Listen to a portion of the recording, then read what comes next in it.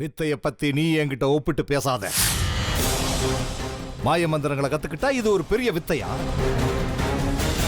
நான் சகல வித்தைகளையும் கத்துக்கிட்டேன். வேதம், கீதை, சங்கர, ராமானுஜர், மாதவா எல்லாம் எனக்கு அத்துப்படி. அற்ப சகவாசம், கௌரவ பங்கம். எல்லாத்தையும் படிச்சிருக்க, ஆனா இன்னும் எதையும் புரிஞ்சுக்கல. அதிகமா தெரிஞ்சுக்கிட்டா அது நல்லது கிடையாது. அது சாப்பாடா இருந்தாலும் சரி, வித்தையா இருந்தாலும் சரி. கடந்த காலம் தெரியாது, எதிர்காலம் தெரியாது, நிகழ்காலத்துல மட்டுமே வாழ்ந்துகிட்டு இருக்கிறவன் நீ கத்துக்கிட்ட வித்தையெல்லாம் கோயில்ல மணி அடிச்சு பிரசாதத்தை கொடுக்கறதுக்கு மட்டும்தான். ஒழுங்கா மரியாதையா பேசு. வயசுல உன்னை விட நான் ரொம்ப பெரியவன். வயசுல மட்டும்தான் நீ பெரியவன், அறிவுல கிடையாது. ஒருத்தனோட பேச்ச வச்சு அவன் எப்படிப்பட்டவன்னு சொல்லிடுவேன். காட்டுக்குள்ள வந்து மணி அடிக்கலான்னு நினைக்காத. நீ ஒரு சாதாரண மனுஷன். நீ நிக்கிற மண்ணு கூட உனக்கு சொந்தம் இல்ல. ஜனங்க எல்லாரும் என்ன நடமாடுற அம்மன்னு போற்றி புகழ்வாங்க. முடிவெடுத்துட்டா தியானம் பண்ணி அந்த அம்மனையே நேர்ல வர வைக்கிற வேணாம். கூப்பிட்டா வீட்டு வாசல்ல மாடு கூட வந்து நிக்கும். ஆனா ஒரு மாட்டுக்காரனால மட்டும்தான் அந்த மாட்டுக்கிட்ட இருந்து பால் கறக்க முடியும். உனக்கு அகங்காரம் அதிகம். உன்னுடைய அறிவுரை எனக்கு தேவையில்லை. அர்ப்பனுடைய சகவாசம், கௌரவ பங்கம். அந்த நெருப்பு ஆன உன் வேதம், சாஸ்திர மந்திரத்தையெல்லாம் சொல்லி அந்த நெருப்பு அணைச்சு காட்டு. ஒரு தீப்பெட்டி என்கிட்ட இருந்தா போதும். நீ வாழ்ற இந்த மொத்த காட்டையும் நான் பஸ்பமாக்கிடுவேன். தந்திரங்களை மட்டும்தான் நீ கத்து வச்சிருக்க. இதை வச்சு நீ ஒண்ணு கிளிக்கவே முடியாது. நான் யாருங்கிறது உனக்கு புரிஞ்சிருக்கணும். ஆனா நீ யாருங்கிறதையும் இப்போ உனக்கு புரிய வச்சாகணும். இதுக்கு மேல என்னோட அனுமதி இல்லாம உன்னால ஒரு அடி கூட எடுத்து வைக்க முடியாது. என் பின்னாடி வா.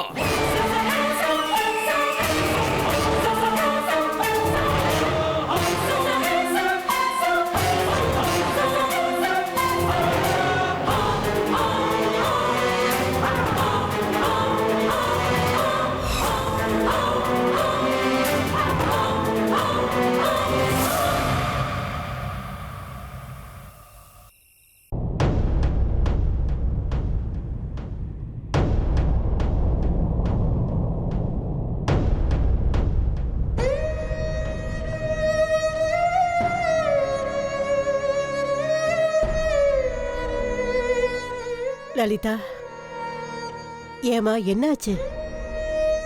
ஏன் இப்படி உக்காந்துருக்க? பேசுமா.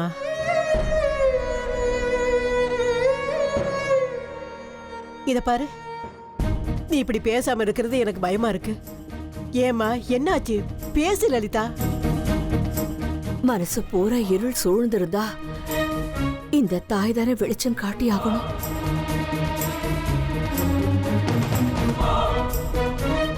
என்னாச்சு உனக்கு? ஏன் இப்படி உக்காந்துருக்க? சமையல் ஏதாவது பண்ணியா இல்லையா? எல்லாரும் வீட்டுக்கு வர்ற நேரமாச்சு. வா, வேலையை பார்க்கலாமா? பாருங்க, கடவுளை சந்திக்க என்ன செய்யணும்? கடவுளை பாக்குறது எப்படின்னு கேட்டா சின்ன பசங்களுக்கு பதில் சொல்ற மாதிரி சொல்ல வேண்டியதா.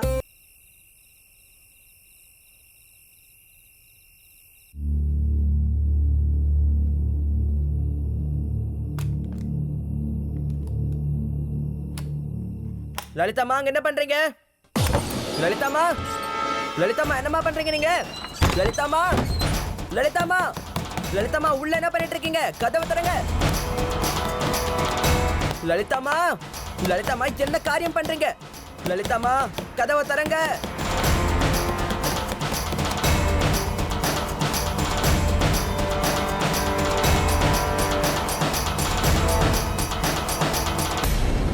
அம்மா, அம்மா, கண்டுபிடிச்சிட்டியாடா அவளை? இல்லம்மா, எல்லா இடத்துலயும் தேடி பார்த்துட்டேன். எங்க போயிருக்கானே தெரியல. சுந்தரியும் வித்யாவும் உள்ள தூங்கிக்கிட்டு இருக்காங்களா? சுந்தரி போனப்பவும் இப்படிதான் பதட்டமா இருந்தோம். வீட்டுக்கு யாராவது வந்திருந்தாங்களா? அவளை ஏதாவது சொன்னாங்களா? அதெல்லாம் இல்லப்பா. காலையில இருந்து நான் இங்கே தானே இருக்கேன். யாருமே வரலையே. மனுஷனுக்கு கோபம் வந்தா எந்த நேரத்துல என்ன பண்ணுவானே தெரியாது. இவன் மறுபடியும் நியாயம் கேட்கிற பஞ்சாயத்து பண்றேன்னு அவ தங்க வீட்டுக்கு போயிருப்பாளோன்னு நினைக்கிறேன். இல்லம்மா, அவ சுனிதா வீட்டுக்கு போக மாட்டா. ஏன்னா அவ இப்ப எல்லாத்தையும் புரிஞ்சுக்கிட்டா. சுனிதா மேல தப்பு இல்லைன்னு அவளுக்கு தெரியும். கண்டிப்பா சுனிதா வீட்டுக்கு போக மாட்டா.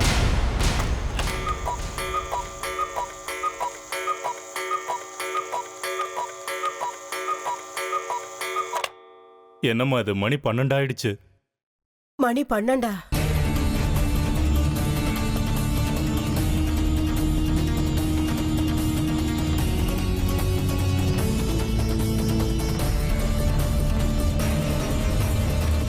என் வீட்டுக்காரர் ஒரு விஷயம் சொல்லுவாரு.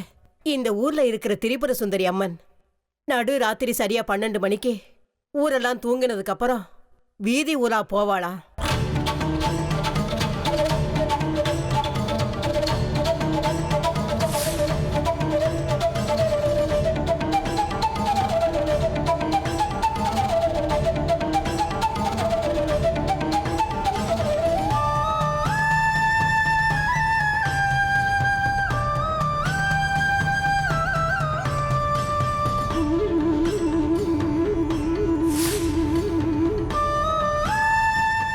இன்னைக்கு நான் கேக்குற கேள்விகளுக்கு நீ பதில் சொல்லியே ஆகணும். நீ எனக்கு தரிசனம் கொடுத்தே ஆகணும். நீ தரிசனம் கொடுக்கற வரைக்கும் வெளியில இருந்து யாரும் உள்ள வர முடியாது. உள்ள உட்கார்ந்து இருக்கிற நீயும் வீதி உலாவுக்கு எழுந்து போக முடியாது.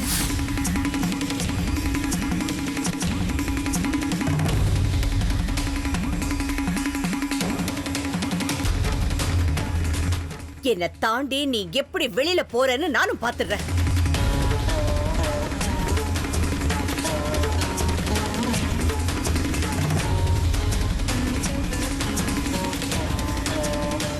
சேகரா, இப்ப எனக்கு எல்லாம் புரிஞ்சு போச்சு.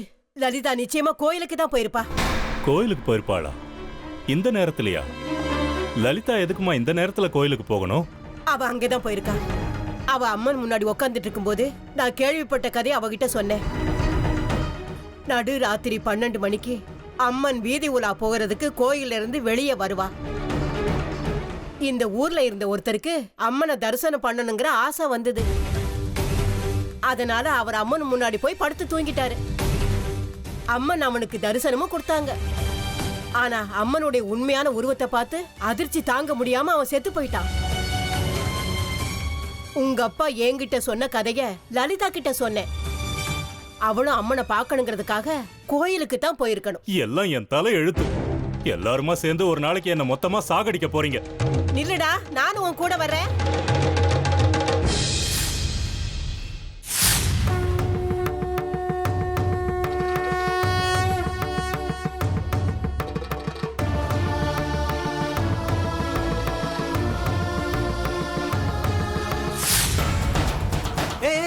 சீக்கிரமா வா வா வா ஓடி வா.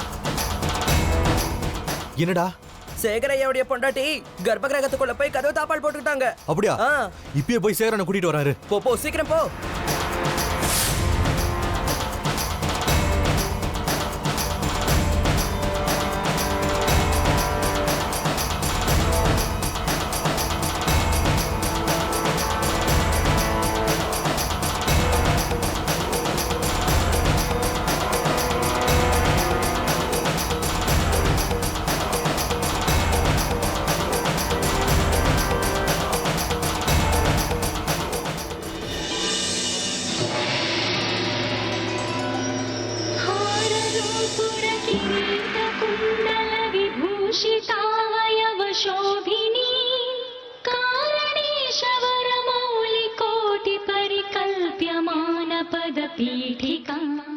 கதவை தரமா?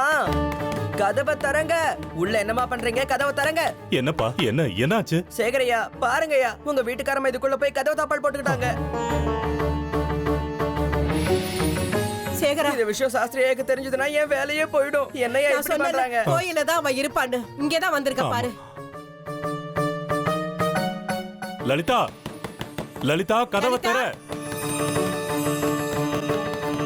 கதவை திறமா லலிதா. கதவை தர லலிதா, கதவை தர. கதவை தரங்கம்மா. உள்ள என்ன பண்ணிட்டு இருக்க? கதவை தர லலிதா.